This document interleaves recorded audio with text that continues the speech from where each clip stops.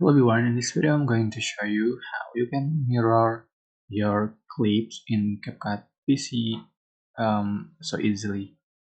So for instance, I'm going to select photo to the track, and to mirror you are just going to click on the mirror icon right here. For instance, I'm going to copy paste before to see for the difference.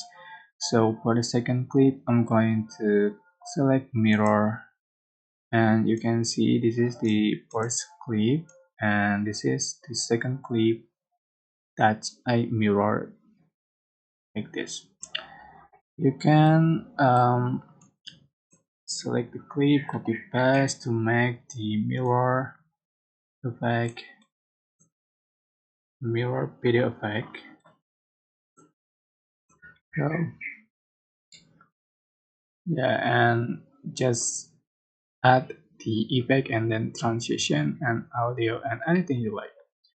So that's it. I hope this tutorial was helpful for you guys. Don't forget to like, comment, share, and also subscribe. If you have any question, please leave in the comment section down below. Thank you so much for